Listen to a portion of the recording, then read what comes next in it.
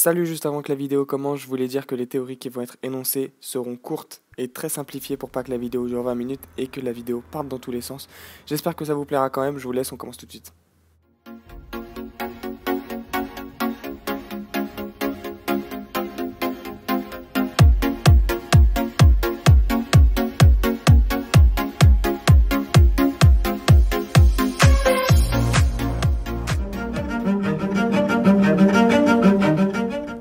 Zoro est-il un membre de la famille Uchiwa? Alors non, pas du tout, Zoro c'est pas du tout un membre de la famille Uchiwa, mais la première théorie de cette vidéo, elle est en lien avec Naruto. On commence avec la première théorie.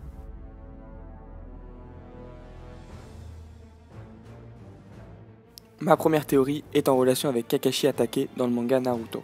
Juste avant de commencer cette théorie, je tenais à préciser qu'en aucun cas je vais comparer One Piece et Naruto, je vais juste essayer de faire le lien entre Zoro et Kakashi, qui pour moi ont une relation. Vous remarquez peut-être pas énormément de similitudes entre ces deux personnages, mais moi personnellement ça m'a sauté aux yeux. Les deux personnages sont proches de leur caractère, très calme, peu bavard, un sens de l'orientation similaire et un charisme plutôt très puissant, et physiquement. Nous savons que l'œil caché et cicatrisé de Zoro se trouve être son œil gauche, et comme par hasard Kakashi a aussi un œil caché et cicatrisé, et c'est aussi son œil gauche. Plus tard dans le manga Naruto, on va apprendre que Kakashi a un pouvoir spécial avec son œil gauche, un Sharingan, celui d'Obito. Ce qui m'amène évidemment à penser que Zoro a un pouvoir spécial dans son œil. Un des yeux de Mihawk, c'est impossible parce que 2 ans plus tard, après l'ellipse, on voit Mihawk et il a toujours ses 2 yeux. Alors serait-ce une sorte de fluide? La question reste en suspens. Oda a très bien pu s'inspirer de Kakashi pour faire le personnage de Zoro après l'ellipse et donc lui procurer un pouvoir caché dans son œil, comme Kakashi. Pour moi, cette théorie, j'y crois réellement quand on sait que les deux mangakas sont amis. Il y a juste à regarder les références à Naruto dans One Piece et les références à One Piece dans Naruto.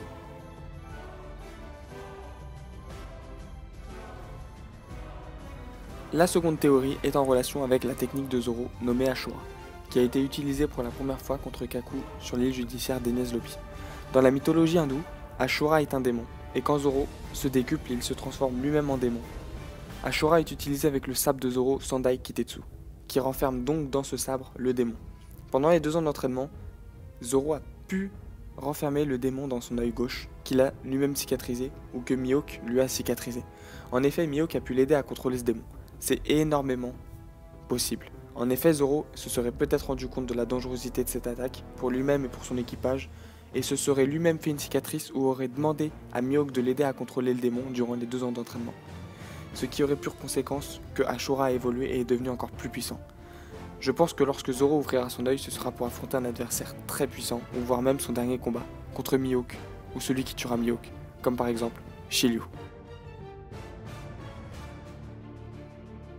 La dernière théorie, moins complexe et extrêmement simple à comprendre, c'est tout simplement que Zoro a fermé volontairement son œil pour perfectionner son œil droit.